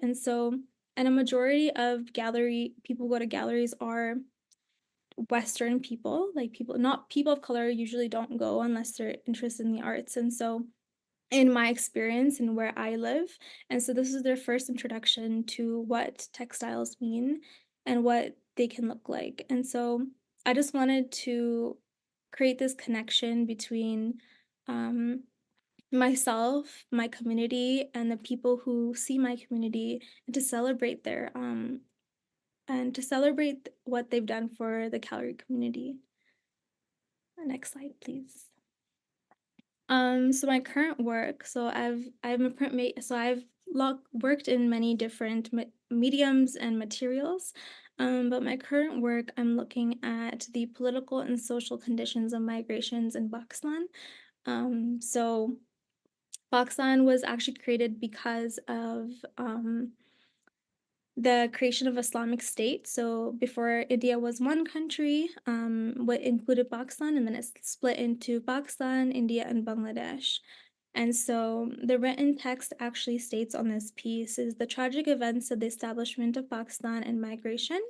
Millions of Muslims were martyred during the migration. And so although migration now is much easier, I think our ancestors had it very difficult and they had to go through a lot. And so I wanted to bring attention to these ideas that migration is very difficult. And so even like the political leaders that we had during this time um, were murdered. And so what does it mean for migrants, women who were murdered during this time?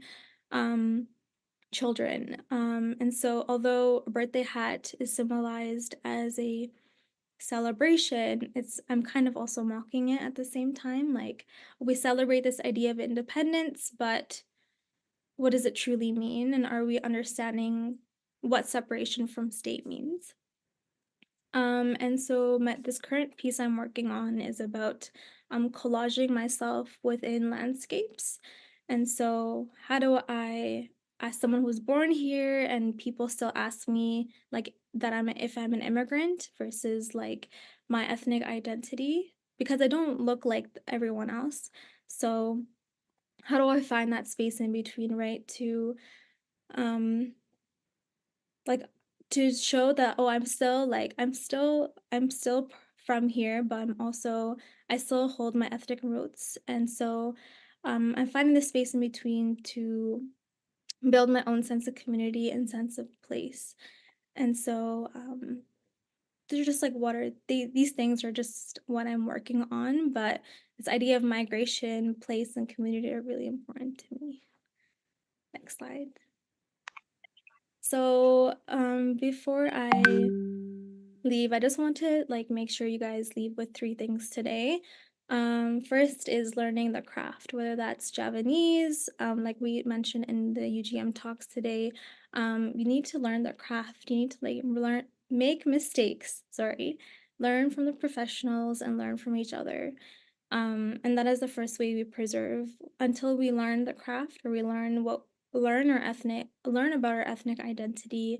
That is when we can begin that first step. Our second step is to create and engage in our work. So if you don't practice, you can't share it.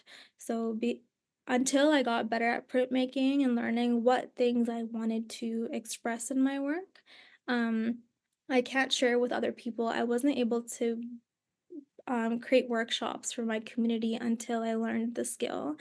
And be present, like it is your identity. And so understand the way that it shifts and sharing. So once we learn we're creating, we can share with our community and be an ambassador. And so these are just some things that I thought I've taken away from my personal art practice and my community practice that I've done. So yeah, I hope that clears up my artistic practice. Thank you. Yay, thank you, Hania, for the sharing. It's very, very happy to have your presentation, your sharing thoughts on the visual art. So based on your experiences, how you preserve, we know how you preserve the cultural heritage and how the artists have many approaches to do the art. It's like within your inner self or the community workshops, just like you do. And especially for your work, printmaking and textile, and your ethnicity, like generally there is a Jumka, Cindy Ajrak. I mean, in Indonesia, it's quite similar to batik, isn't it? Yeah, a little bit. It's instead of using the wax, Mm-hmm. the pen, it's Yeah, not what's pen, but kind of, we carve out block? blocks. Hmm. Yeah, and we like make the So impression. it's make the Yeah. pattern. Yeah. So it's Yeah. quite similar. Yeah. And it's very interesting also to know that you currently work at photolithography. Am I pronounce it correct? Photolithography. Yeah, photolithography. Yes, Yeah. yes. Yeah, and you uphold the issues of the political and social conditions that, yeah, it's quite tragic. I mean, the ancestor before, because the split out of the India and also the Pakistan, it's a great story but that we need to remember also. Yeah, Yeah, and you also give us the things to learn. It's very interesting to always learn, and you're creating something to be present and learn the skill, and just don't forget to sharing. And it is very glad for us to hear all of these amazing thoughts. And yeah, let's go on to the Q&A session where everyone can ask the question and simply just unmute yourself or type in the chat box.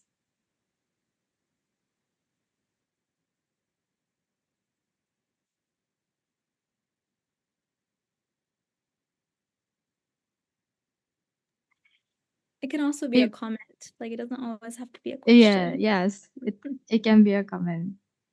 Okay, there's Raisa. You can unmute yourself. Okay, thank you for the opportunity.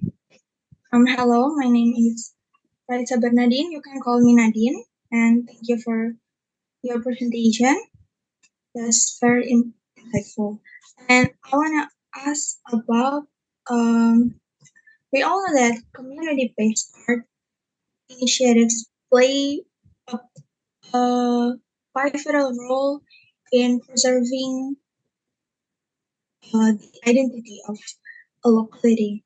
And my question is, how can how can community-based art initiatives collaborate with local stakeholders, including some NGOs, to leverage resources and support for preserving local identity? Okay, so just to make sure I got your question, it was how do local stakeholders and NGOs, like how do we collaborate with them? Yes, to leverage resources. Sorry? To leverage resources. For resources? Yes. Ah, that's a really good question. Um, I think it's just finding the right people, and like for me, I work at Arts Commons, which is almost like it's like a non-for-profit. And so they hired a bunch of artists to go into classrooms, and like that's what I do is like I go into classrooms and teach print. And I think it's just networking with these NGOs and nonprofits and having like a group of artists who can share their work. I think it's really difficult to work independently. And so when you have a group of artists or a group of or professionals, doesn't have to be artists, but a group of professionals who want to share something, it really is networking at the end of the day. Because you just need to have the right intentions, and through those ways we can like be part of the community. Does that answer your question? So you're finding the right person such as professional artists. Yeah, like you just need to find sometimes like it's just like finding a group of professionals or people who are actually doing the craft to be introduced to these NGOs. Okay, so Yeah. find people with the same passion. Yeah, or like invite them, like how I was invited to this talk. Like, it's just finding the right people to be in the right spaces. And I think, and sometimes like that is by like you guys creating the space to have these conversations, right? Like if it wasn't for this group for creating the space, we wouldn't be having these conversations. So your role could just even be creating that space between bringing in a professional towards an NGO. And so you just need to find your place where, right? Does that answer your question? Yes, Please let me know thank if you. it doesn't. Yeah, Okay. thank you. Thank you, Raisa Bernadine.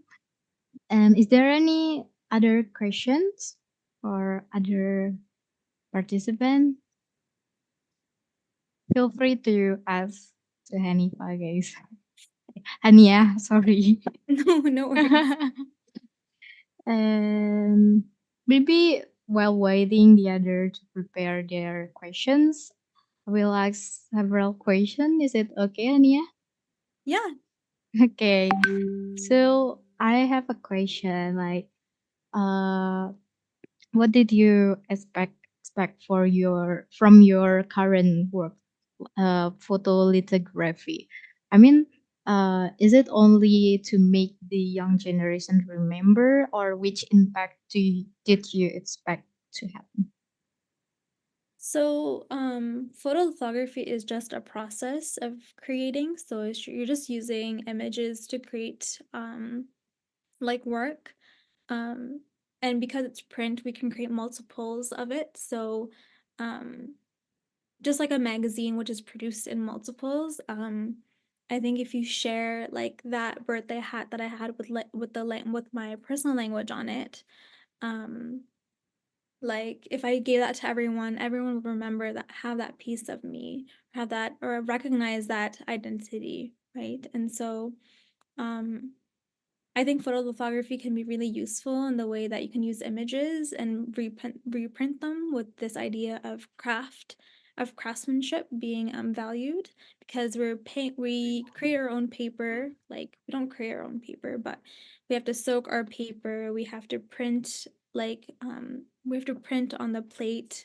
There's like several steps to creating just one piece, and so this idea of care is also taken into consideration. And so um, I think people who understand print can really acknowledge what this piece is talking about.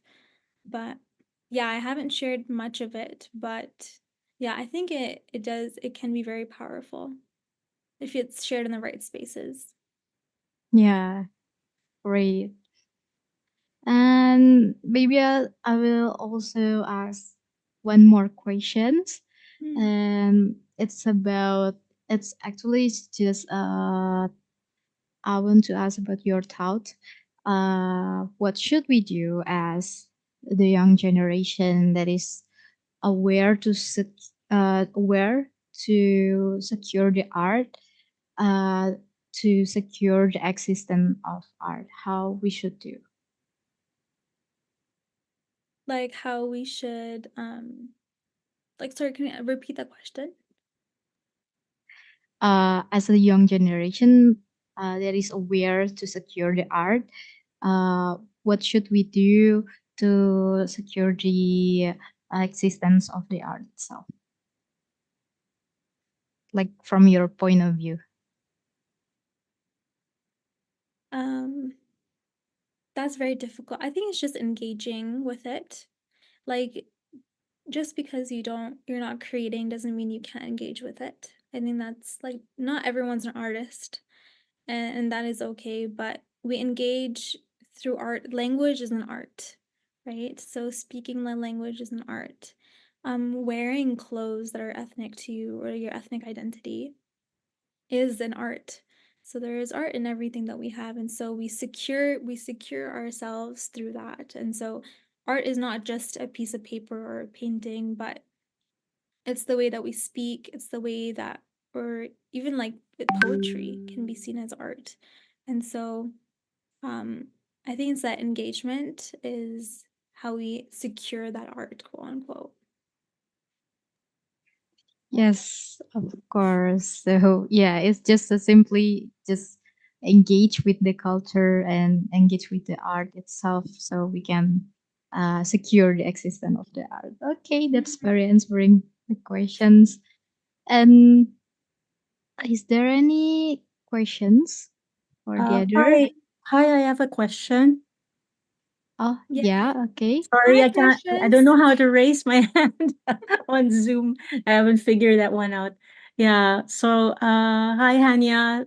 Thank you for your talk. It was really nice. I only met you briefly during our Jogja trip, and it was really nice to finally learn about your work as an artist. So you talked about your work and how it's related because you're a visual artist, basically, yeah, and Yes. basically you're saying that even through images, it's also a language, and you related it to a language of care, Mm. a language of care, caring for your own heritage. Your community is a diasporic community. So I'm just gonna relate it to the previous talk that I caught earlier about the importance of Javanese language. Yeah, and Mm. so I'm wondering if in your work, how much is language how is language important, like learning how many languages are there in Pakistan? I don't know, but is there a return to language um that you see is quite important in building the diasporic community? Mm.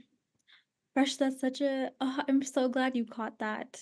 I'm really glad that you caught that in my work. I actually what's really funny about me and my relationship with language is that I can only speak Urdu, but I can't read or write it because I was never taught it. And so um like I think language is such an important thing, and there's lots of things that I miss and I can't understand because I don't have the vocabulary. And so, um, like what can be said in English cannot be understood in my language or cannot be translated back into English. And so I think it's something very, very powerful and it holds a lot of um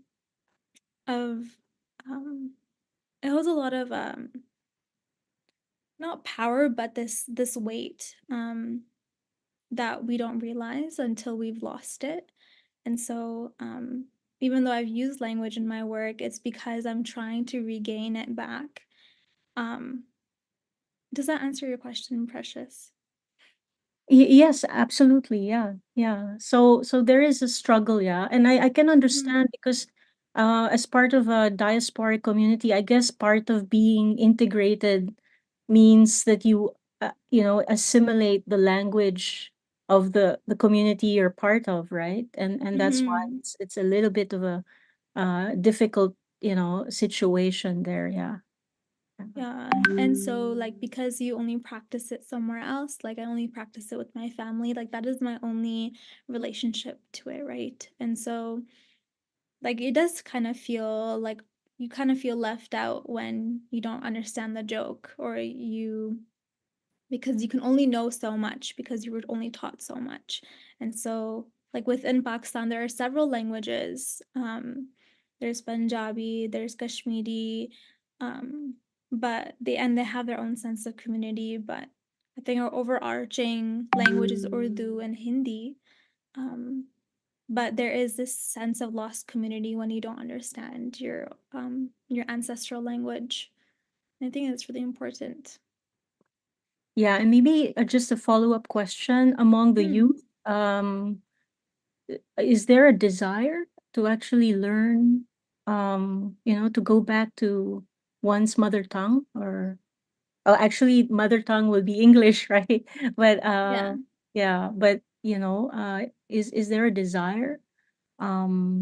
Because I think the other speakers were talking about, the Indonesians having that desire to speak about to learn Javanese, and how they're inculcating that. So I was wondering if among the young people in the diasporic community is there that desire?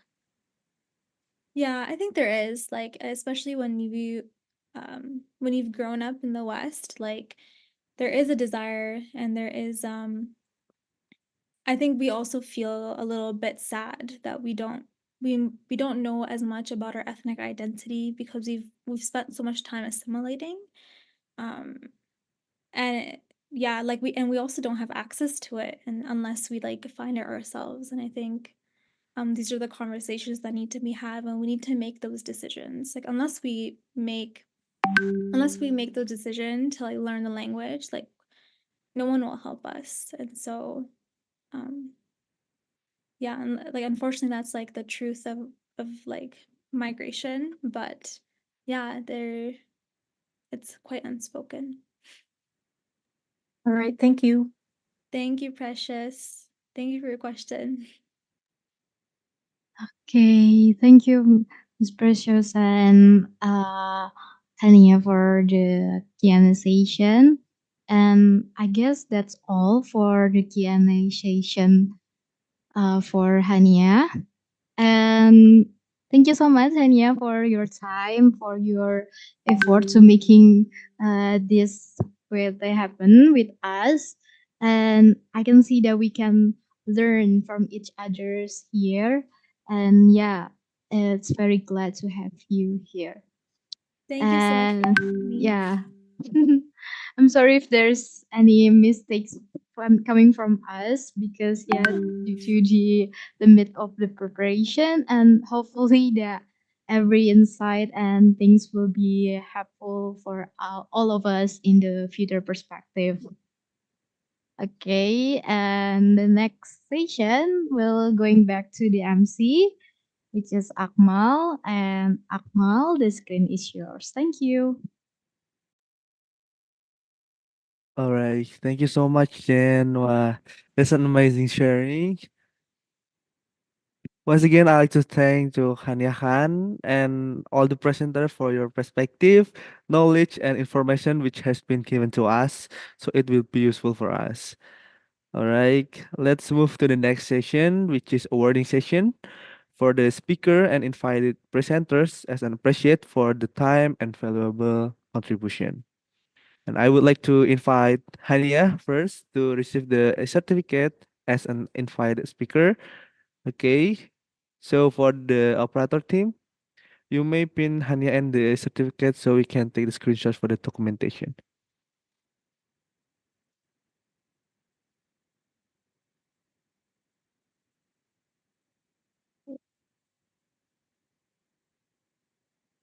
All right. All right. I will count in 3, 2, 1. Cheers, Hania. Okay, thank you so I much. didn't know you were gonna take a picture. Okay. Screenshot. All right. And then I would like to invite Zidane from NS to receive the certificate as an invited presenter.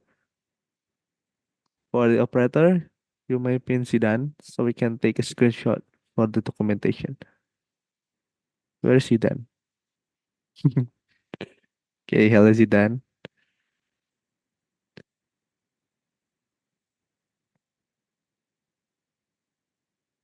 Oh no. Nice. Okay, I will count in 3, 2, 1. Smile. Okay, thank you so much. All right, now it feels incomplete if we don't have a documentation for us all, right? So for the participant, turn on your camera and take a picture with us. Now we'll be waiting for 2 minutes, yeah. Like, come on, guys, open your camera.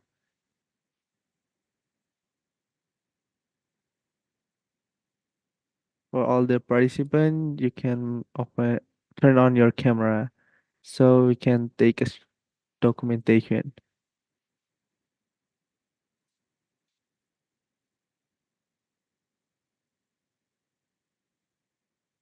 I will wait in 2 minutes.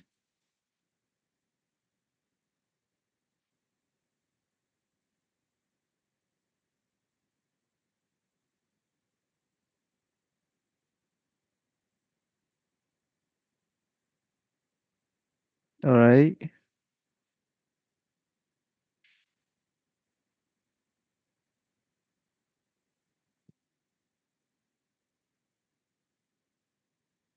Okay, I'll be waiting.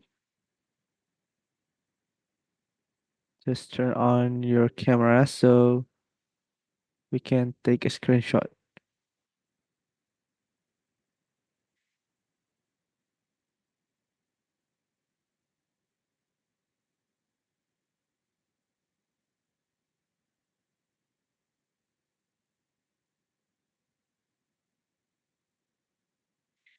All right.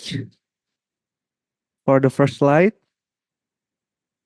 I will count down in 5, 4, 3, 2, 1. Cheese. Very nice. Like for the next slide, I will count down in 5, 4, 3, 2, 1. Cheese. Okay. Third slide. 5, 4, 3, 2, 1. Pose. Okay. The last. 5, 4, 3, 2, 1. Smile. All right. Thank you so much, everyone.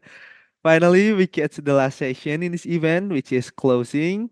And as the master of ceremony, once again, I like to thank Hania Khan as the speaker and all the presenter from UGM and UNS, Miss Dewi as our lecturer, the committee, the audience entirely, and the UGM Center of Excellence on Culture and Tourism for the collaboration. Also, we were supported by Himavi as well as Info Event Jogja and Edaran Event as our media partner for this event.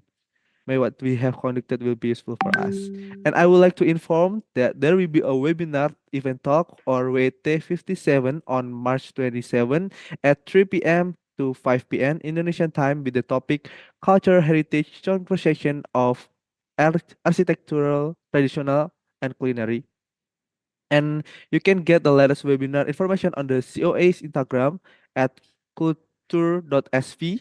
And this webinar will be held live on Zoom and also YouTube channel DBSMB. So don't forget to join you guys. Unless if I'm guiding this event, I made mistakes or offend someone here, please forgive me. Thank you so much everyone. Goodbye. Wassalamualaikum warahmatullahi wabarakatuh. Thank Bye you. bye. Thank you so Thank you. much. Thank you so much. Ayo, Thank you.